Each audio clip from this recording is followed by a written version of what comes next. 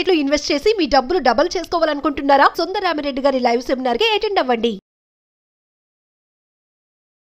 High viewers, India's largest digital media network Suman టీవీకి స్వాగతం. ప్రస్తుతం మనతో ఉన్నారు హైకోర్టు అడ్వకేట్ పృథ్వీరాజ్ గారు. సో మనం వీడియో చేసామండి ఆల్రెడీ H1B వీసా గురించి. అయితే ఇప్పుడు మాత్రం ఎక్కడ ఉన్నా కూడా యుఎస్కి విదేశీయులు ఖచ్చితంగా సెప్టెంబర్ 21 లోపల రావాలి అని సూచనలు జారీ చేసింది.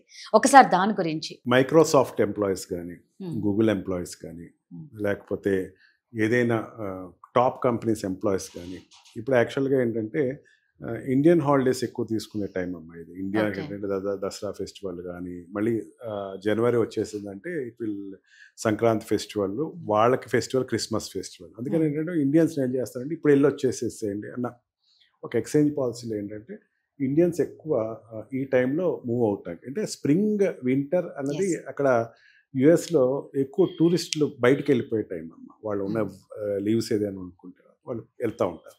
ఇప్పుడు మైక్రోసాఫ్ట్ అండ్ పెద్ద పెద్ద కంపెనీస్ ఏంటంటే పార్లమెంట్లో ఒక బిల్ వచ్చే సూచన ఉంది. ఇండియన్స్ కానీ, సౌత్ ఇండియన్స్, సౌత్ ఏషియన్స్ కానీ, లేకపోతే ఏషియనట్స్ అంటే చైనా వాళ్ళు అండ్ ఇండియన్స్ ఎక్కువ మంది ఉంటారు అక్కడ. వాళ్ళ తర్వాత మిగతా ఇంగ్లాండ్, యూరోపియన్ కంట్రీస్ ఉంటాయి ఎక్కువ. ఏదో ఒక సాహస నిర్ణయం ఏదో మళ్ళీ తీసుకోబోతున్నాడు. మళ్ళీ H1B వీసా రెగ్యులేషన్స్ ఏదైతే ఉందో దానికి ఏదో ఫీజు కట్టాల్సి వస్తుంది. మీరు $1,00,000 వరకు కట్టాల్సి వస్తుంది. దీంతో మీరు వెంటనే వెనక్కి వచ్చేసేయండి అని చెప్పేసి అన్నారు. ఒక ట్రంప్ని చూసేటప్పుడు ఎప్పుడో అమ్మా ఒక బిజినెస్ మ్యాన్ చూడాలి ఇప్పుడు కూడా. తన ఆ కంట్రీకి మగ అని చెప్పేసి దాన్ని బట్టి తన ఎలక్షన్ క్యాంపెయినింగ్ చేసుకున్నాడు. మగ అంటే మేక్ అమెరికా గ్రేట్ అగైన్. ఒకప్పుడు పత్రం అయిపోయింది, మళ్ళీ దాన్ని మళ్ళీ నేను పునర్నిర్మాణం చేస్తున్నాను.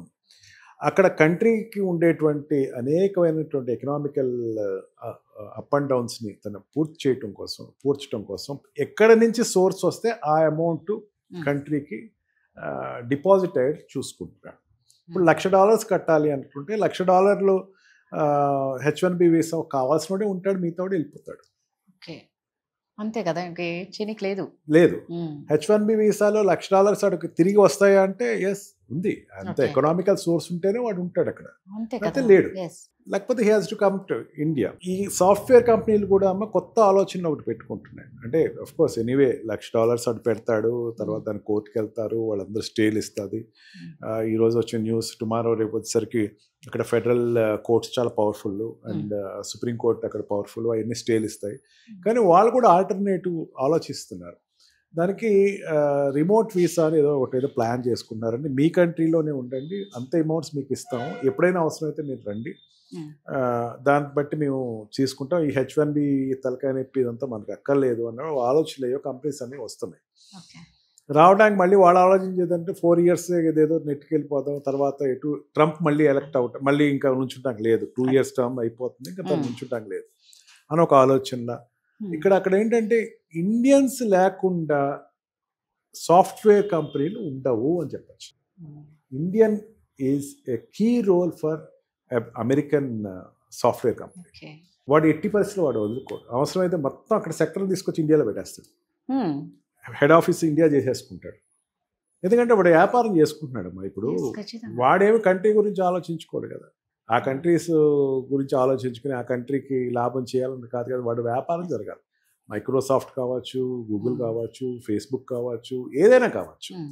వాళ్ళు ఏంటంటే అక్కడి నుంచి షిఫ్ట్ చేసి ఇండియాకి వచ్చేస్తారు. దీనికి క్లాసిక్ ఎగ్జాంపుల్ ఏంటంటే మన యాపిల్ అధినేతని నువ్వు ఇండియాలో పెట్టుబడి పెడుతున్నావు, అదేదో అమెరికాలో వచ్చి పెట్టుబడి పెట్టంటే నీ మాట వినాల్సిన అవసరం నాకు లేదు అని అక్కడి నుంచి లేచి వెళ్ళి పెడతారు. 2 months back 1 month back software companies and electronics companies తో మీటింగ్ పెట్టినప్పుడు మీ మాట వినాల్సిన అవసరం ఏం లేదు. Because it is a liberal country. ఇండియాలో లేదా అంత లిబర్టీ, అబ్రాడ్లో అంత లిబర్టీ ఉంటుందమ్మా.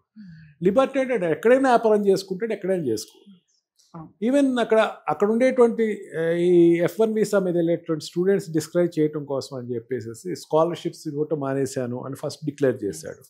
అండ్ తర్వాత ఈ పాలస్తీనా ఇష్యూస్ మీద దీని మీద ఇన్వాల్వ్ అవుతున్న వాళ్ళందరినీ అరెస్ట్ చేస్తున్నాను అని చెప్పేసి అన్నాడు. అయినా సరే యూనివర్సిటీస్ ఏం పెద్ద జంకలేదు దాని గురించి పెద్దంతా. ఎందుకంటే దే ఆర్ సెల్ఫ్ సఫిషియెంట్. మీ గురించి మీ ఎందుకు ఆలోచించుకునే, వీఆర్ లిబరల్ కంట్రీ. ఎంతవరకు వెళ్ళిందంటే ఆ లిబర్టీ టచ్ అవుతుంది అంటే మనం ఇది చెప్తున్నప్పుడు ఏమవుతుందంటే అక్కడ ఉన్న లిబర్టీ ఏదైనా కొంచెం టచ్ అవుతుందేమో అనుకుని ఒక రకమైన భయం వస్తే ఫ్రాన్స్లో ఉండేటువంటి ఒక కాంగ్రెస్ అంటే ఒక ఎంపీ అన్నాడు, మా స్టాచ్యూ ఆఫ్ లిబర్టీ వెనక్కి పంపించేసేయండి, మీకు అది గిఫ్ట్ కింద ఇచ్చాము మేము, అది లిబర్టీ పోయింది అక్కడ ఉండద్దు, ఇంకా లిబర్టీ వెనక్కి పంపించేసేయండి స్టాచ్యూ ఆఫ్ లిబర్టీ అన్నారు. అంటే లిబర్టీకి అంత పెద్ద పీట ఇస్తారమ్మా. ఎవరైనా ఎట్లా అయినా బిహేవ్ చేసుకోవచ్చు, ఎవరైనా ఏ రకంగా అయినా వ్యాపారం చేసుకోవచ్చు, నువ్వు ఇట్లా చేయమని నిర్దేశించడానికి లేదు. అందుకే కోర్ట్స్ ఆర్ పవర్ఫుల్. ఒకవేళ బిల్లు పెట్టిన కోర్ట్ విల్ స్టాప్ దెమ్, అది ప్రాబ్లం ఏం లేదు. ఇప్పుడు బర్న్ సిటిజన్ పెట్టాడమ్మా ఫస్ట్, బర్త్ సిటిజన్ అంటే ఇద్దరిలో ఎవరొకళ్ళు గ్రీన్ కార్డ్ కానీ సిటిజన్షిప్ లేకపోతే కనుక ఆ పిల్లవాడికి బర్త్ సిటిజన్షిప్ పోద్ది అని చెప్పి ఒక రెగ్యులేషన్ ఏదో పెట్టాడు. దానికి అక్కడ కోర్టు ఇప్పటికీ స్టే ఉంది. ఈరోజు కూడా అది ఇప్పుడు చెప్పేనాళ్ళు ఏంటంటే జూన్లో జూలైలో అతను వచ్చిన కొత్తలో ఇచ్చినటువంటి న్యూస్ ఇప్పటికీ అది కంటిన్యూ అవుతుంది.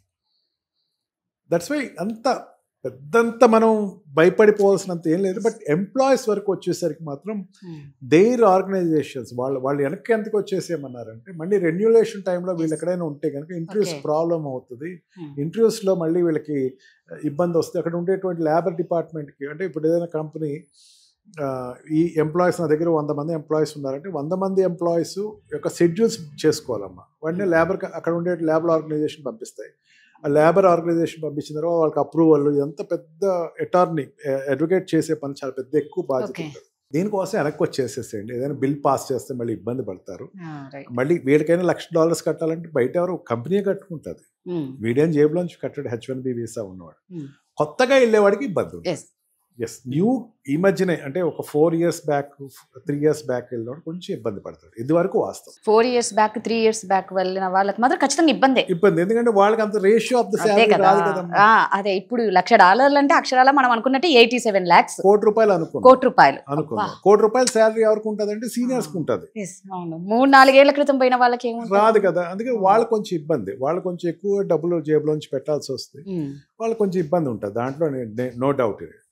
వాళ్ళు ఇబ్బంది పడుతున్నారు లేదు కదా, నా కంట్రీకి రెవెన్యూ వచ్చిందా లేదా, ఆ అమౌంట్ నాకు వచ్చితే దానికి అతను గోల్డ్ కార్డ్ కావచ్చు, H1B వీసా మీద ఉండేటువంటి డిక్లరేషన్ కావచ్చు, ఏదైనా సరే దట్ విల్ ఆ కంట్రీకి డబ్బు ఎక్కువ వస్తుంది. ఆ కంట్రీ ఇచ్చిన స్లోగన్ మగా అన్నది ఏదైతే ఉందో, మేక్ అమెరికా గ్రేట్ అమెరికా అనేది, గ్రేట్ అగైన్ అన్నది ఏదైతే ఉందో, వాళ్ళు దాన్ని ఎక్కువ నమ్ముతున్నారు. దాన్ని బట్టి అతను ఓటేశారు, దాన్ని నగ్గించారు. He is following the principle. ఇప్పుడు కంట్రీ వైజ్గా ఆలోచిద్దామమ్మా, అంతే కదా. ఆ కంట్రీకి అది కరెక్ట్. అదే రైట్, ఆ కంట్రీ అది కరెక్ట్. ఇంకొకటి ఏంటంటే ఒక బిజినెస్ మ్యాన్ గా చూడండి అని అంటున్నారు. సో ఎనీహౌ September 21st లోపల అయితే ఖచ్చితంగా ఉండాలి అని అంటున్నారు. రేపే ఇక ఎక్కువ లేదు, ఇవాళ 20th కాబట్టి 21st. థ్యాంక్ యూ అండి. Thank you very much.